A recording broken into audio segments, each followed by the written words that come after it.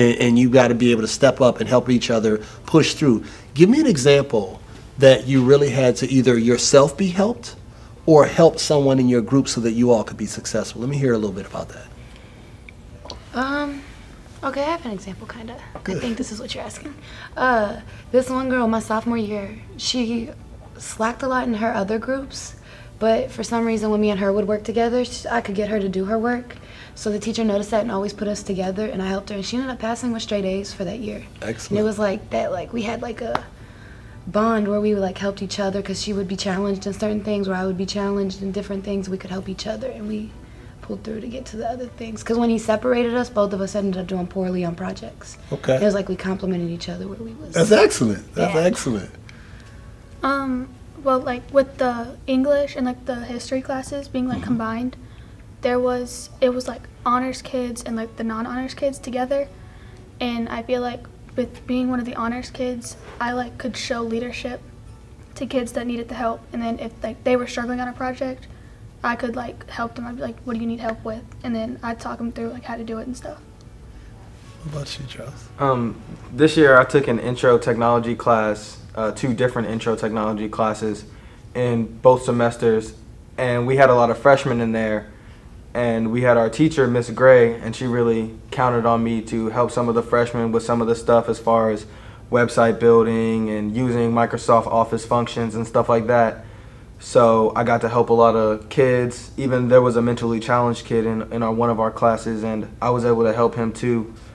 So I thought that was really good, being able to help kids like that were in a situation that they needed help in. So that's excellent. You all are in classroom groups that not just your age or your grade, but everyone in all walks of life. Like you said, you had some students that may have some mental disabilities.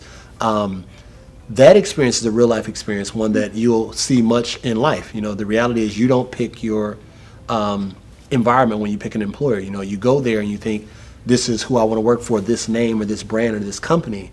But then, based on your job, other people have to be a part of making you successful.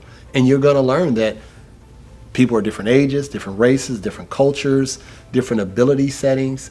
How do you think this experience has prepared you for that? Well, I feel like here in Winton Woods, like we're very diverse. Like there's kids that don't speak English, there's kids that come from real poor families, there's kids that come from real rich families. Like it's just so diverse that like it's like the real world here. It's like prepares you that you can handle. I've been in groups where I've had like mentally challenged kids, and I've also been in groups where I'm the only one that speaks English in a group, and it helps you learn and prepare and how to communicate with people of different kinds. I'm sure that they say communication, 85% of communication is nonverbal. So I'm sure you're really working on those skills when you can't speak directly to someone in the same language. What about you? I feel like, well, like with the different ages, it helps because you can like, you know how to communicate with like younger kids. And at the same time, you know how to like communicate and like use your manners with like older people.